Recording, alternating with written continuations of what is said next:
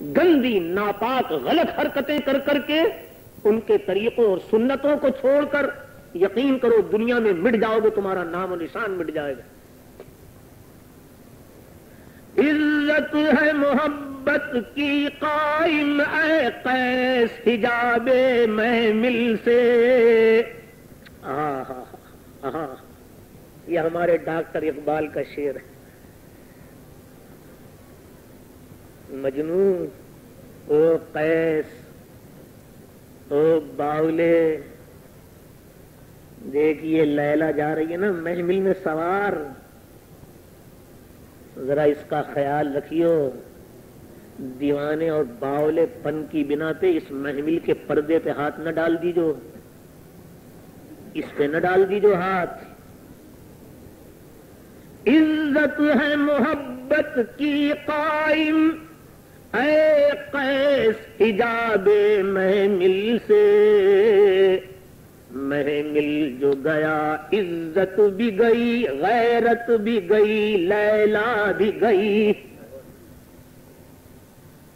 کیا بات کہتا ہے ہمارا اقبال، کیا بات کہتا ہے۔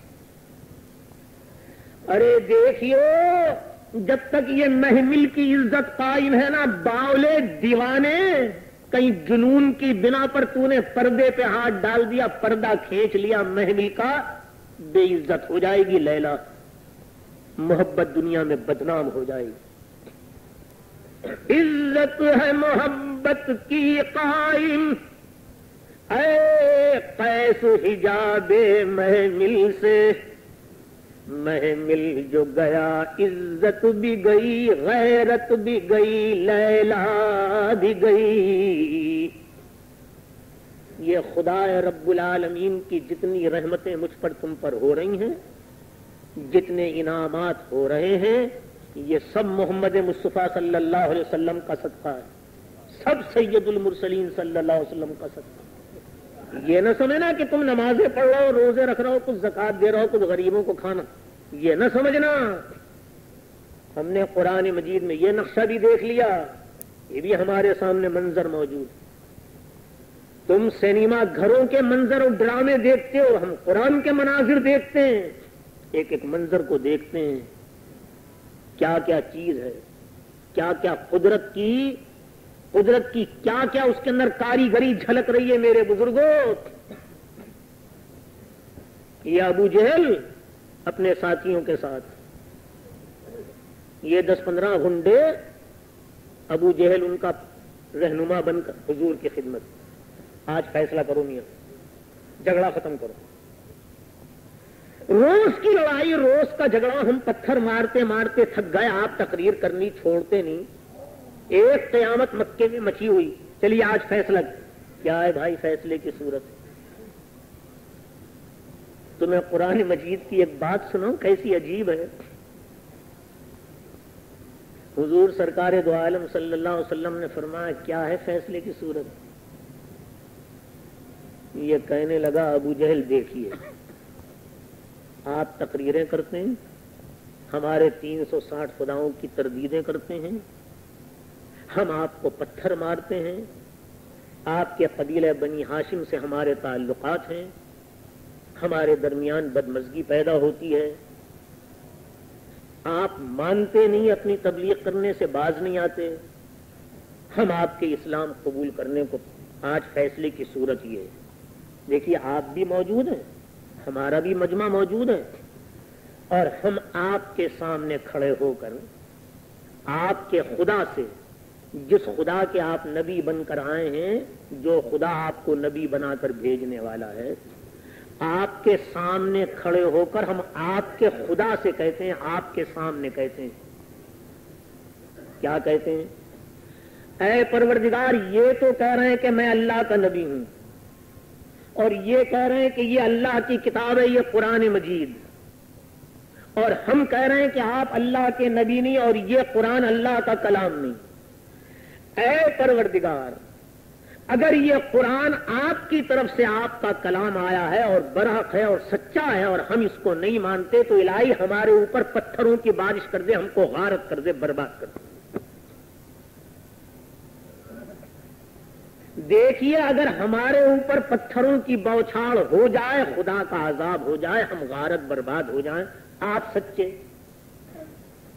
اور اگر ہمارے اوپر پتھروں کی بارش نہ ہو اور آپ کے خدا کا عذاب نہ آئے،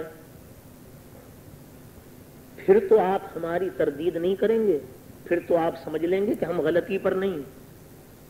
اور ان سارے کے سارے مجمع کے لوگوں نے اللہ میاں کے آگے ہاتھ، یہ قرآن سنا رہا ہوں، قرآن، اللہم ان کان ھذا ھو الحق من عندک فامطر علینا حجارۃ من السماء او ائتنا بعذاب علیم۔ اے پروردگار، جس کتاب کو یہ قرآن بیان کرتے ہیں، تیرا کلام بتلاتے، اے اللہ اگر یہ کلام تیری طرف سے ہے اور سچا ہے، برحق ہے، اور ہم اس کا انکار کر رہے ہیں، تو اے پروردگار اگر ہم جھوٹے ہیں، ہمارے اوپر پتھروں کی بارش کر دے، یا ہمارے اوپر کوئی اپنا دردناک عذاب لے آتا کہ ہم غارت اور برباد ہو جائیں، ان کا سچا نبی ہونا ثابت ہو جائے۔ ابو جہل اور اس کے ساتھیوں نے حضور سرکار دو عالم صلی اللہ علیہ وسلم کے سامنے کھڑے ہو کر اللہ میاں کے آگے ہاتھ پھیلا کر سبوں نے پورے مجمع کے سامنے یہ کہا، اے اللہ اگر یہ قرآن تیرا سچا کلام ہے، ہمارے اوپر پتھر برسا دے۔ ایک تنکا نہیں گرا آسمان سے، ایک تنکا۔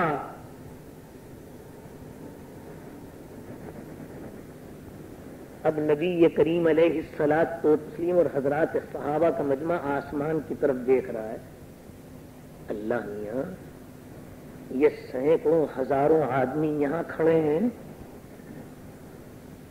ایک تنکا آپ نے گرایا نہیں، ان کافروں میں سے ایک مرا نہیں، یہ تو سارے کے سارے ہم مجھے جھوٹا کہہ دیں گے یہ قرآن خدا کا کلام نہیں، یہ جھوٹے ہیں، نبوت کا دعویٰ کرنے والے۔ اللہ میاں یہ کیا بات ہو رہی؟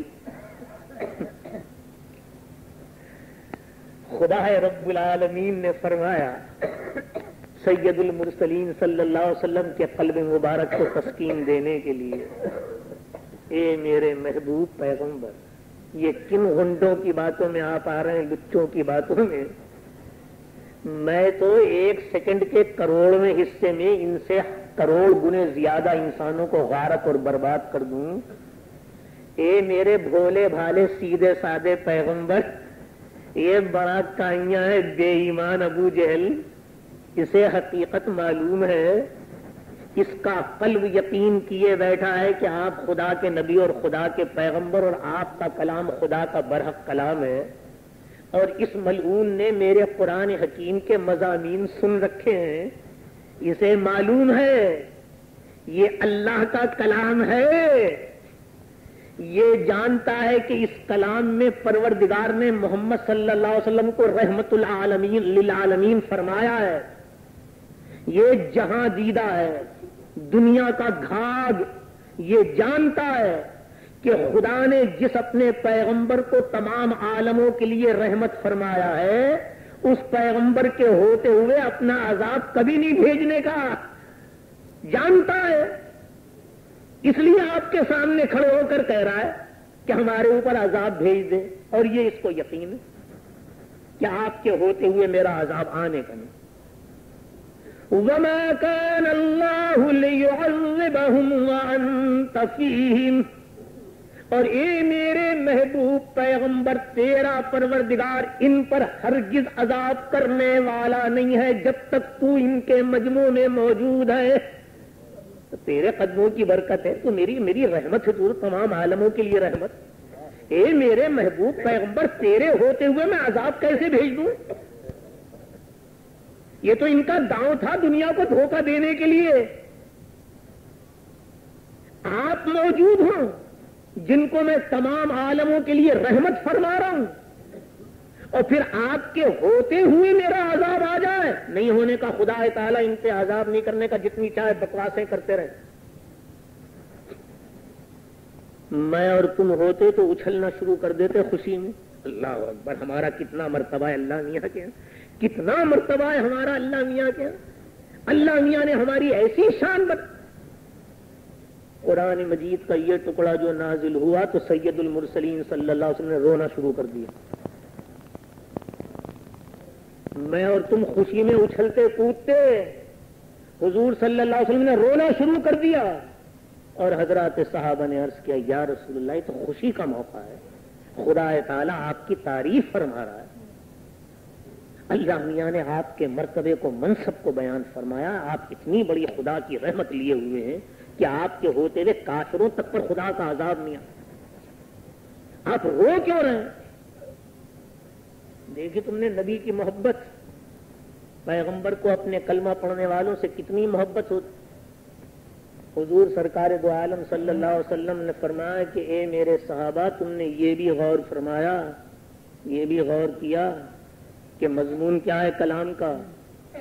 اللہ میاں یہ فرما رہے ہیں کہ اے میرے محبوب پیغمبر، چونکہ آپ اس مجمع میں موجود ہیں اس لیے میں اس مجمع پہ اپنا عذاب نہیں کرتا. اس کا مطلب یہ ہے کہ جب میری یہ عمر طبعی ختم ہو جائے گی اور میں دنیا سے رخصت ہو جاؤں گا تو میرے بعد قیامت تک جو میرے کلمہ پڑھنے والے امتی ہوں گے ان کا تو کوئی سہارا نہیں رہا نا. ارے میں تو ان کے لیے رو رہا ہوں. یہ اللہ میاں نے کیا قید لگا دی کہ چونکہ آپ موجود ہیں اس لیے عذاب نہیں کر رہے. اس کا مطلب یہ کہ میں نہیں رہوں گا، میرا وصال ہو جائے گا، میری امت بے سر و سامان ہوگی تو اللہ میاں خوب عذاب کریں گے. میں تو اس وقت کو یاد کر کر کے رو رہا ہوں.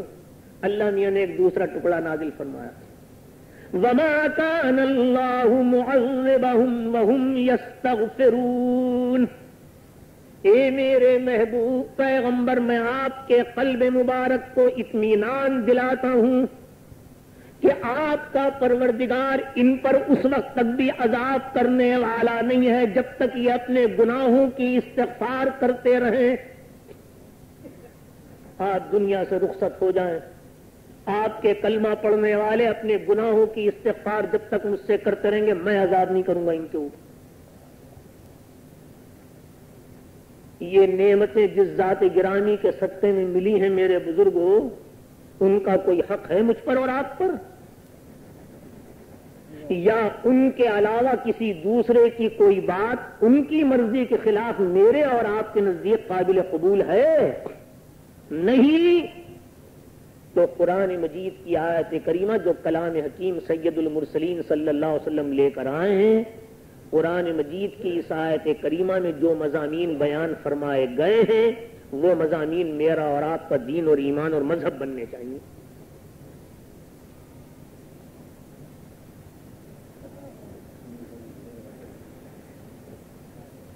بقیہ ٹکڑا یہاں سے شروع ہو رہا تھا، وَأَقَامَ الصَّلَاةَ وَآتَى الزَّكَاةَ وَالْمُوفُونَ بِعَهْدِهِمْ إِذَا عَاهَدُوا وَالصَّابِرِينَ فِي الْبَأْسَاءِ وَالضَّرَّاءِ وَحِينَ الْبَأْسِ أُولَئِكَ الَّذِينَ صَدَقُوا وَأُولَئِكَ هُمُ الْمُتَّقُونَ.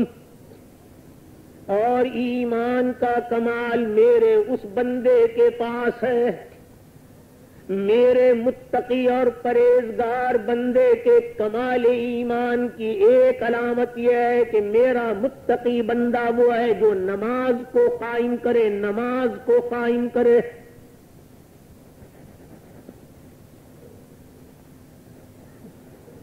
آپ نے یہ کسی کو مٹھائی کی ٹوکری دے دی، کسی کے پاس پھلوں کی ٹوکری بھیج دی، کسی پیر جی کی دعوت کر دی. کمال ایمان جناب نے اس کو سمجھ رکھا ہے.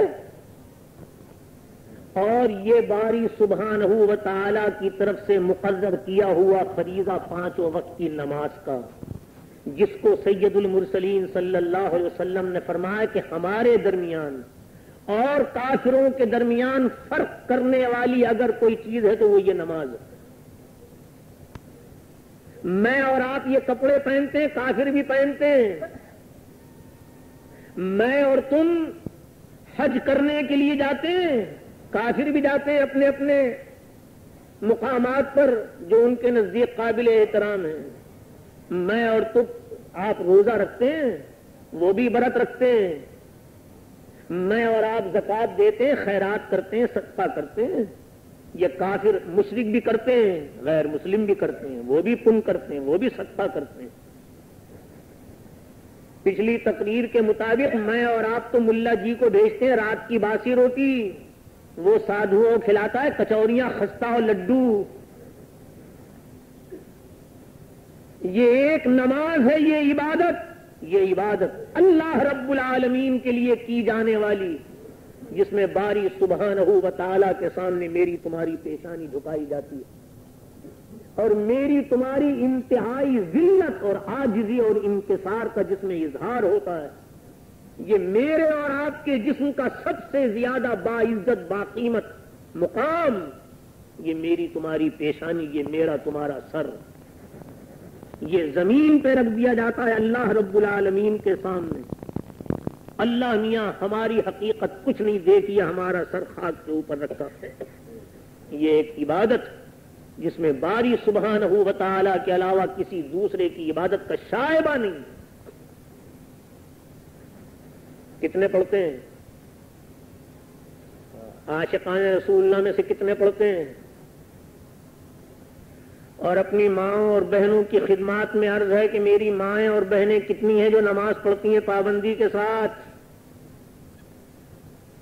اول ما يحاسب به العبد يوم القيامة الصلاة، فرمایا سید المرسلین صلی اللہ تعالی شانہ علیہ وسلم نے سب سے پہلے جس چیز کا سوال میدان قیامت میں کیا جائے گا وہ نماز ہے، نماز۔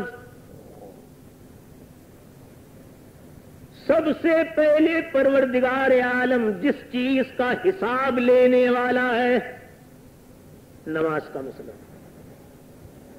فرمایا نبی کریم علیہ الصلاۃ والتسلیم نے کہ قرۃ عینی فی الصلاۃ، میری آنکھوں کی ٹھنڈک نماز میں ہے، نماز۔ ان الصلاۃ کانت علی المؤمنین کتابا موقوتا، یہ نماز مسلمانوں پر فرض کی گئی ہے اور اوقات کے ساتھ اس کی حد بندی کی گئی ہے، محدود کی گئی ہے۔ کتنے پڑھتے ہیں؟ نہ پڑھی نہ کبھی قضا کی۔ دیکھو فتویٰ تو میں لگاتا نہیں، اس وقت کوئی لمبی بات تو کہتا نہیں، سیدھی سادی بات جو ہر ایک کی سمجھ میں آ جائے۔ حضرت مولانا مولوی مفتی محمد ابراہیم صاحب دہلوی رحمت اللہ علیہ کی کتابیں آپ حضرات کے یہاں بھی بکتی ہوں گی۔ احسن المواعظ، افضل المواعظ، یہ ان کی کتابیں ہیں، واعظ کی کتابیں۔ ان کی ایک کتاب ہے احسن المواعظ، اس میں انہوں نے ایک روایت نقل کی۔ میں فقط روایت سناتا ہوں، فتویٰ نہیں لگاتا، میری عادت نہیں۔ میں خدا رب العالمین کی رحمت سے اپنے کسی بھائی کو نا امید نہیں کیا، لیکن بھائی بات ہے، نہیں پڑھو گے سمجھائی جائے گی۔ لابسین فیہا احقابا اما یتسالون کی سورت مبارکہ سورہ نبا کے اندر جو یہ ٹکڑا ہے، احقاب حقبہ کی جمع، اس میں رکھے جائیں گے کچھ لوگ۔ حضور سرکار دو عالم صلی اللہ علیہ وسلم سے دریافت کیا گیا، یا رسول اللہ حقبہ، یہ جہنم کا تہہ خانہ، یہ جہنم کی گھاٹی یا وادی، اس میں جو آدمی رکھا جاتا ہے اس کی سزا کی مدت کیا ہے؟ نبی کریم علیہ الصلاۃ والتسلیم نے فرمایا کہ ایک وقت کی نماز جان بوجھ کر چھوڑ دے تو ایک حقبہ جہنم میں رکھا جائے گا۔ یہ اس میں احسن المواعظ کے اندر پوری تفصیل لکھی ہوئی ہے، میں کتاب کا لاب آپ کو بتلا رہا ہوں، دیکھ لیجیے گا۔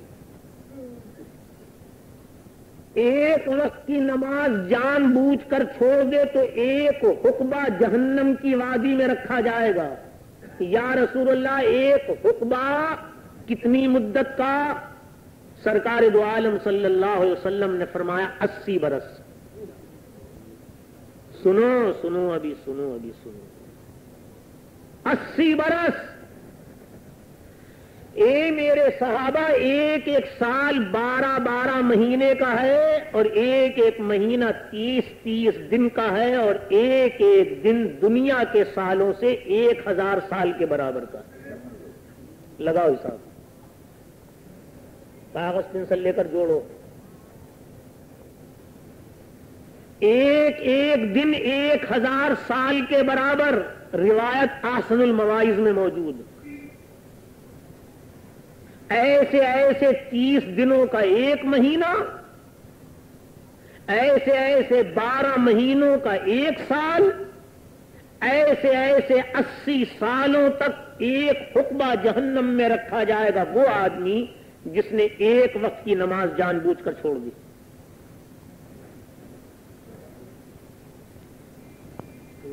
اور مولانا مرحوم نے خود اس کتاب میں حساب لگا کے بتلایا ہے کہ پھر اس حساب سے دنیا کے کتنے سال ہوئے؟ 2,88,00,000 برس. ایک وقت کی نماز جان بوجھ کر چھوڑ دے 2,88,00,000 برس تک خدا کا عذاب جہنم میں ہوتا رہے. جس نے 2 وقت کی نماز چھوڑ دی دگنا کرو. جس نے 5 وقت کی نماز چھوڑ دی 5 گنا کرو. جس نے مہینہ بھر تک نہیں پڑھی کتنے ہوئے؟ جس نے سال بھر تک نہیں پڑھی کئے سالوں کا عذاب ہوا؟ اور جس نے نہ کبھی پڑھی نہ کبھی قضا کی.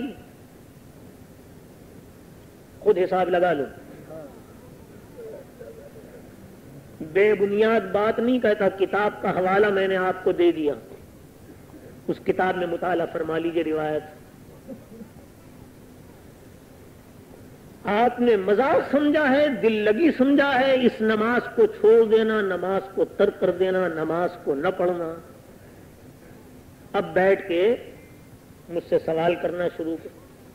ہائے مولوی صاحب، ایک وقت کی نماز 2,88,00,000 برس تک خدا کا عذاب. حیرت ہو رہی ہے نا؟ کیا مطلب ہوا میرے کلام کا؟ جس آدمی نے اللہ رب العالمین کی نماز نہیں پڑھی، یعنی خدا رب العالمین کو سجدہ نہیں کیا، ایک نماز کے چھوڑ دینے پر 2,88,00,000 برس کا عذاب، اس پر جناب کو تعجب ہے؟ اب مجھے حساب کر کے بتاؤ. شیطان نے خدا رب العالمین کو سجدہ کرنے سے انکار نہیں کیا.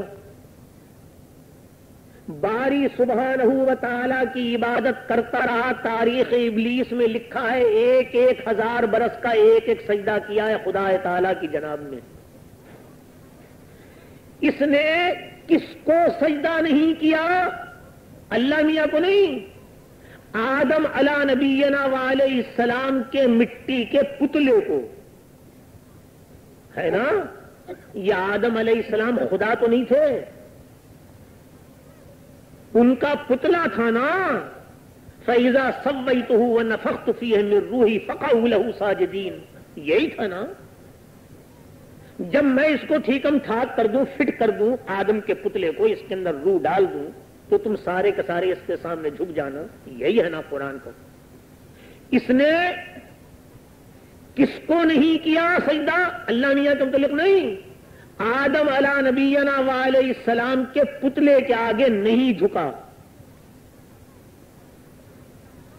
کتنی سزا ملی؟ حساب کر کے بس. کتنی ملی سزا؟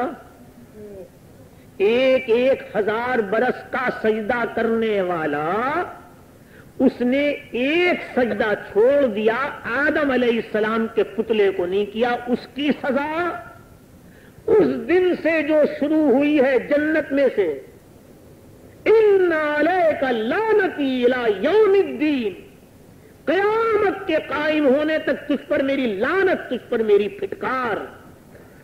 اور اس کے بعد لام لان جہنم منک و ممن تبعک منہم اجمعین، آدم کے پتلے کو سجدہ نہ کرنے کی بنا پہ ہزار ہزار برس کے سجدہ کرنے والے کو قیامت تک کی لعنت کی سزا ملے اور اس کے بعد جہنم میں جھونکا جائے۔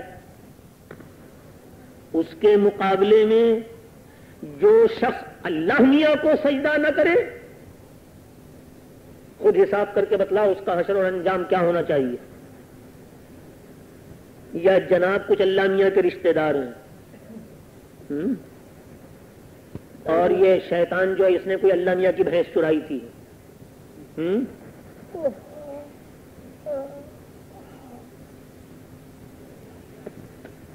یہ اپنی ماں و بہنوں کی خدمات میں عرض ہے، کیونکہ یہ میری مائیں بہنیں تبلیغ کرتی رہتی ہیں اس لیے ان کے گوش گزار کر رہا ہوں ایک نہایت ضروری مسئلہ۔ نماز کے خارجی فرائض اور نماز کے داخلی ارکان اس وقت ان کے بیان کرنے کا موقع نہیں، فرصت نہیں، وقت نہیں، لیکن یہ جو نماز کے فرائض ہیں جن میں سطر کا ڈھکنا لازم اور ضروری ہے، جگہ کا پاک ہونا، لباس کا پاک ہونا، سطر کا ڈھکنا، یہ قبلے کی منہ کرنا، یہ جتنی چیزیں لازم اور ضروری ہیں، ان میں سے یہ سطر کا ڈھکنا جو لازم اور ضروری اور فرض ہے، یہ مرد کے لیے تو اتنا ہی ہے کہ ناف سے لے کے گھٹنے تک ڈھانک لے، اور اپنی ماں و بہنوں کی خدمات میں عرض کر رہا ہوں کہ آپ کے لیے آپ کا سارا بدن سوائے چہرے کے ظاہری حصے کے اور ہاتھوں کے پونچوں تک اور پیروں کے ٹخنے سے نیچے تک نماز میں فقط میری ماں اور بہنوں کو ان 3 چیزوں کے کھولنے کی اجازت ہے۔ اس کے علاوہ بدن کا کوئی حصہ بھی ہو عورت کا، اگر وہ کھل جائے گا نماز نہیں ہوگی۔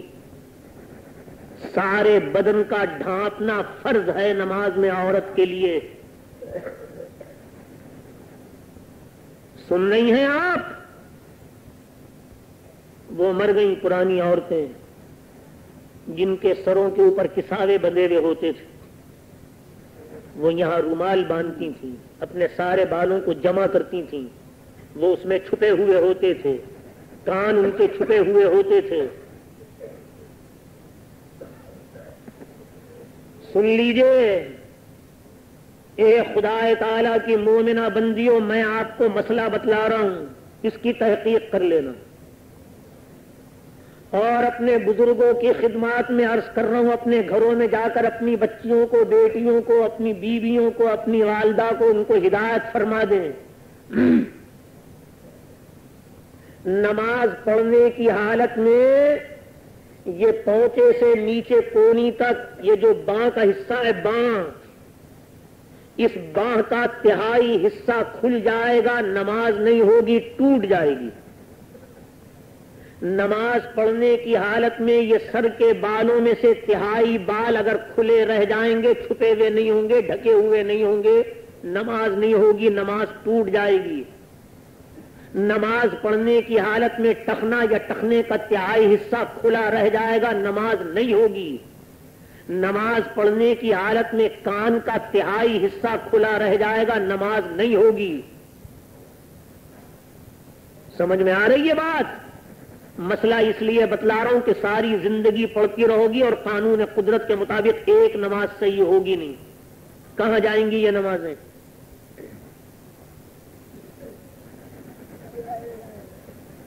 روز ایک نیا لباس نکالو، جتنے باریک سے باریک کپڑے پہن سکتی ہو جس میں بدن جھلکے، خوب پہنو، تاکہ ایک نماز تمہاری درست نہ ہو، ٹکریں مارتی رہو اور نماز میں لطف اور حلاوت پیدا نہ ہو۔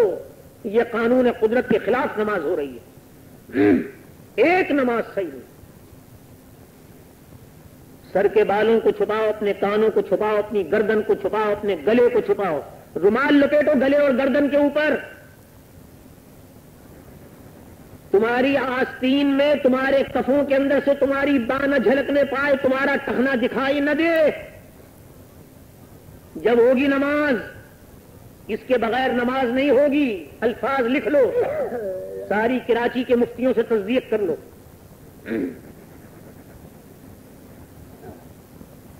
اے میرے کلمہ پڑھنے والے، اللہ رب العالمین کی عبادت اس طریقے سے کر گویا کہ تو اپنی آنکھوں سے اپنے پروردگار کو دیکھ رہا ہے. نماز کی نیت باندھو، منہ میرا کعبہ شریف کی طرف، اللہ اکبر. اور اب جو نماز پڑھو اس روح کے اندر اتنی لطافت پیدا کرو کہ تم کو معلوم ہو کہ اللہ میاں کو تم دیکھ رہے ہو، خدا تعالیٰ کا دیدار کر رہے ہو. اور اس درجے کو اگر نہ دیکھ رہے، لیلاف قریش ایلافہم لیلاف قریش ایلافہم، اللہ میاں کی نماز خدا کے سامنے کھڑا ہے، اور اس کے آگے نماز پڑھتے پڑھتے الحمدللہ رب العالمین الرحمن الرحیم مالک یوم الدین ایاک نعبد، انگلی ڈال لی نا ناک میں، پھر کمال بر کمال یہ ہے کہ انگلی کو نکال کے ناک میں سے دیکھ بھی رہا ہے نماز میں. نماز ہو رہی ہے، یہ نماز ہے، یہ خدا کا فریضہ ہے. یہ سب نقشے میں دیکھتا رہتا ہوں. اور ہمارے وہ نوجوان دوست جو ہیں وہ ہاتھ بھی باندھا رہتا ہے، بالوں کی لٹ آ گئی. الم تر کیف فعل ربک باصحاب الفیل، الم تر نماز. کمال یہ ہے کہ پھر چاہتے ہی ہیں کہ یہ نماز خدا کیا قبول ہو جائے، یہ چاہتے ہیں یہ نماز اللہ رب العالمین کا قبول ہو جائے. حضرت سیدنا علی کرم اللہ تعالی وجہ کے یہاں پیر میں ایک دفعہ ایک تیر گھس گیا. تیر کو جانتے ہیں آپ؟ اس کمبخت تیر کی کیفیت ایسی ہے کہ جس جگہ یہ گھس جائے نا پھر نکل نہیں سکتا جب تک پورے جسم کو ادھیڑ نہ دو. جیسے مچھلی کا کانٹا، یہ مچھلی کا کانٹا اگر کہیں چلا جائے نا پھر جو اسے کھینچو تو اس میں چونکہ آنکڑا ہے الٹی طرف، وہ کسی نہ کسی کو گھسیٹ کے لائے. وہ تیر لگ گیا. حضرت سیدنا علی کرم اللہ تعالی وجہ کی تاریخ کے اندر مذکور ہے کہ جب اس تیر کو کوئی ہاتھ لگاتا تھا نکالنے کے لیے تو حضرت علی کرم اللہ تعالی وجہ کی آواز درد، تکلیف کی شدت کی بنا پر، درد کی بنا پر اتنی زور کی آواز اور چیخ نکلتی تھی کہ 1.5 میل دور کے آدمیوں کو سنائی دیتی تھی. اتنی تکلیف ہوتی. جہاں کسی نے ہاتھ لگایا، اب بھائی ٹانگ کو کاٹا تو جا نہیں سکتا، وہ تو کوئی نہ کوئی ترکیب اس کو نکالنے کی ہو. اس قدر تکلیف ہوتی تھی، 1.5 میل تک حضرت سیدنا علی کرم اللہ تعالی وجہ کی آواز جاتی تھی. بہت کچھ ترکیبیں کر لی، تیر نکل نہ سکا.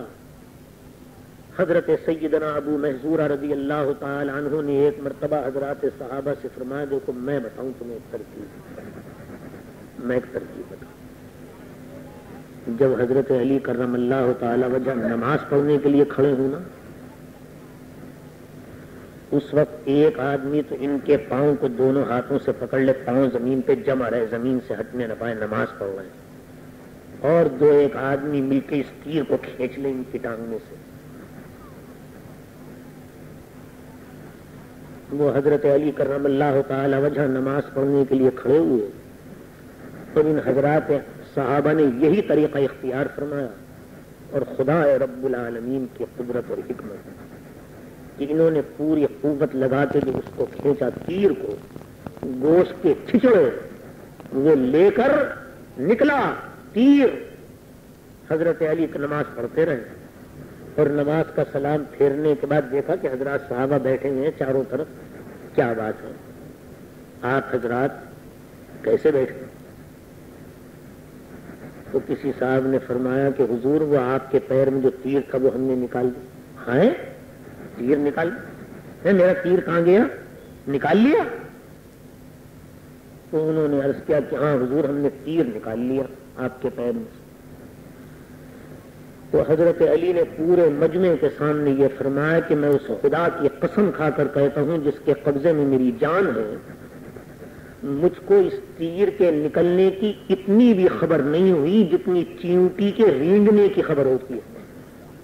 چیونٹی بدن کے اوپر چلنے لگے، اتنی خبر مجھے نہیں ہوئی۔ یہ ہے نماز، اسے کہتے ہیں نماز، یہ اللہ میاں کے لیے پڑھی جا رہی ہے۔ نہ ہو میرے بزرگوں یہ درجہ مجھے تمہیں نصیب نہ ہو، کم سے کم نقل تو ہو۔ ارے میں اور آپ نقل تو کر لیں، کسی اللہ والے کے ہاتھ میں میرا تمہارا ہاتھ ہو، کوئی میری تمہاری رہنمائی کرنے والا ہو، حضرات علماء کے مجمع کے ساتھ تمہارا تعلق ہو، دین کی باتیں آپ سیکھتے ہوں، فرائض خداوندی سے آپ کو واقفیت حاصل ہو، کچھ تو میری اور آپ کی زندگی کسی درجے میں تو بنے۔ میری تقریر میں سے مایوس ہو کے نہ جانا۔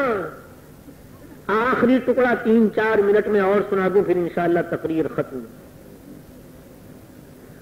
آپ کی طبیعتوں کے اوپر بوجھ نہ ہو، آپ یہاں سے مایوس ہو کر نہ نکلیں۔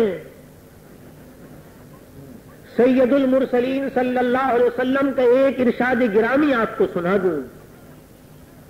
حضور نبی کریم علیہ الصلاۃ والتسلیم نے حضرات صحابہ سے فرمایا، اے میرے صحابہ، میں تمہارے مجمع میں موجود ہوں، تمہارے سامنے معجزات ظاہر ہو رہے ہیں، تمہارے سامنے خدا کے فرشتے جبرائیل آ رہے ہیں، قرآن مجید نازل ہو رہا ہے، میں تمہاری آنکھوں کے سامنے موجود ہوں۔ سن لو اے میرے صحابہ، خوب غور سے سن لو کہ اگر میرے دین کے 10 حصے کیے جائیں جو شریعت میں لے کر آیا ہوں، اس کو 10 حصوں میں تقسیم کیا جائے، اگر تم 9 حصوں پر عمل کرو گے اور ایک حصے پر عمل کرنا باقی رہ جائے گا، تب بھی تم کو خدا تعالیٰ قیامت کے دن پکڑے گا، تمہاری گرفت ہوگی۔ اور میرے دنیا سے رخصت ہو جانے کے بعد جو میرے کلمہ پڑھنے والے قیامت تک آنے والے ہیں، وہ میرے امتی ان 10 حصوں میں سے ایک حصے پر بھی عمل کر لیں گے، 9 حصوں پر عمل کرنا رہ جائے گا، باقی نہیں ہو سکے گا، ایک حصے پر بھی عمل کر لیں گے تو میں خدا کی رحمت سے امید رکھتا ہوں کہ میرے وہ امتی بخشے جائیں گے، ان سے مواخذہ نہیں ہوگا۔ مجھے اور آپ کو اتنی چھوٹ ملی ہوئی ہے قدرت کی طرف سے، اور ملنی چاہیے تھی۔ ظاہر ہے ہمارے سامنے محمد صلی اللہ علیہ وسلم نہیں ہے، ہمارے سامنے قرآن نہیں اتر رہا، ہمارے سامنے معجزات کا ظہور نہیں ہو رہا، ہمارے سامنے جبرائیل امین نہیں آ رہے، ہمارے سامنے چاروں طرف یہ شیطانی اڈے ہیں، یہ بائسکوپ اور شراب خانے، یہ آوارگی اور بدکاری کی باتیں، ان گندگیوں کے اندر ہم پھنسے ہوئے ہیں۔ ان ساری چیزوں میں پھنسنے کے بعد میرے بزرگوں 1/10 پر بھی اگر ہم عمل کر لیں تو خدا تعالیٰ ہم کو کامیاب کر دے گا، ہمارا بیڑا پار۔ لیکن ہو تو 1/10 تو ہو۔ ارے میرے بزرگوں ہو نا۔ میری تقریر کا حاصل یہ نہیں کہ خدا نہ کردہ آپ یہاں سے مایوس ہو کر اٹھے کہ مولوی صاحب نے ڈرا دیا۔ بھائی مولوی صاحب نے تو ہمیں سہما، میں ڈرایا نہیں کرتا، آپ کے سامنے قدرت کا قانون نقل کرنا۔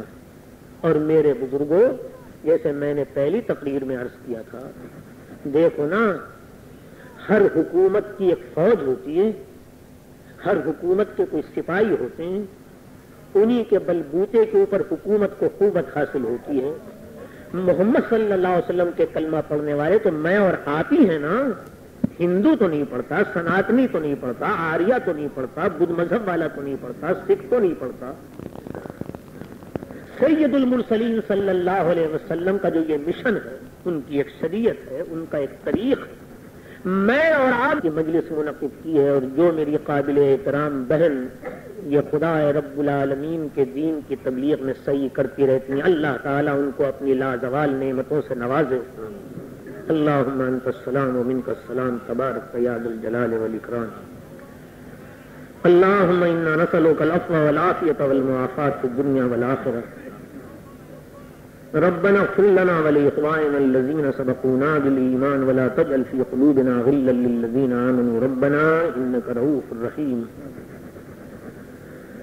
اللهم أعز الإسلام والمسلمين اللهم أعل كلمة الإسلام اللهم يا ربنا يا رب العالمين قدر لنا زيارة بيتك المحرم اللهم قدر لنا زيارة النبي صلى الله عليه وسلم اللهم ربنا وتقبل دعاء